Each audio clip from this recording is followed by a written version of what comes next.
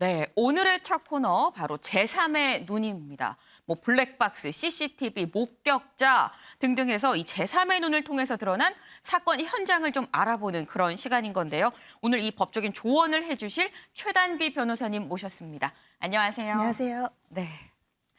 먼저 오늘 첫 번째 사건부터 좀 볼까요? 네, 도우려다 참변입니다. 김영 기자.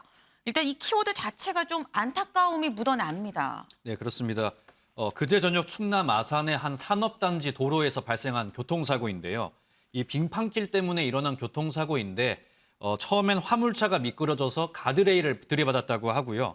이후에 뒤따르던 차들이 이 추돌하면서 연쇄 추돌 사고가 발생을 해서 이 과정에서 결국 3명이 숨을 거둔 안타까운 사고가 발생을 했었습니다. 네. 아니 근데 지금 어쨌거나 뭐 안타깝긴 한데 김 기자 얘기만 들어선 도우려다 참변을 당했는지 어쨌는지 잘 모르겠어요. 네, 그렇습니다.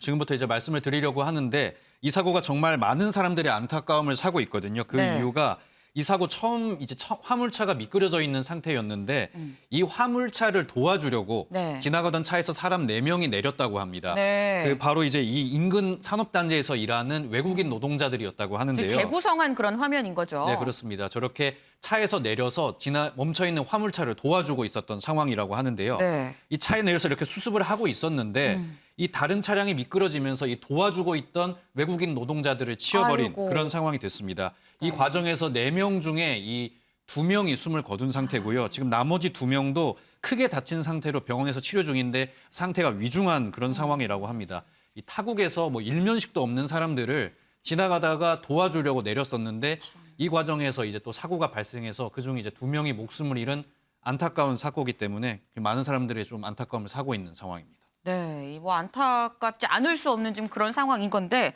최단비 변호사님 지금 보니까 이 외국인 4명이 도와주려고 차에서 내렸다가 뭐 그러니까 치인 뭐 지금 그런 상황입니다. 근데 우선 첫 번째 궁금증이 글쎄요, 도로가 얼어서 지금 미끄러진 거잖아요. 얼어서 미끄러졌으면 먼저 이 미끄러진 운전자, 이 운전자한테는 과실 책임이 얼마나 되는 건지, 도로가 미끄러운 거는 사실 운전자 책임은 아니긴 하잖아요.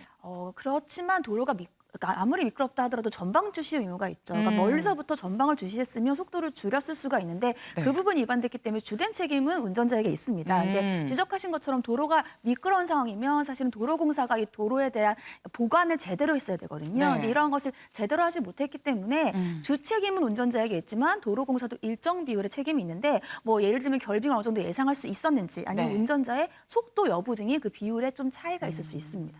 그렇군요. 그 또 하나 드는 궁금증이 지금 외국인들이 도와주려고 하다가 참변을 당해서 더 지금 안타까운 그런 상황인 건데 도와주려고 지금 차를 댔단 말이에요. 근데 차를 대도 되는 건가? 괜히 또 이게 사실 좋은 의도긴 한데 또 사고의 책임 죄책 사유가 1%라도 있는 건 아닐까 하는 생각이 들기도 합니다. 네, 그러니까 지적하신 것처럼 갓길에 주차를 했거든요. 네. 근데 도로교통법에는 고속도로는 갓길에 주정차를 하면 안 됩니다, 원칙으로. 네. 근데 예외 규정이 있는데 위험한 상황을 방지하기 위해서는 일시적으로 주정차를 할 수가 있어요. 네. 지금 이 외국인분들 같은 경우에는 위험 상황을 이제 감지를 하고 도와주려고 잠시 주정차를 한 상황에서 사고가 났기 때문에 네. 책임은 없을 걸로 보입니다. 아유, 책임이 없다고 하니까 참 그거는 다행이긴 합니다.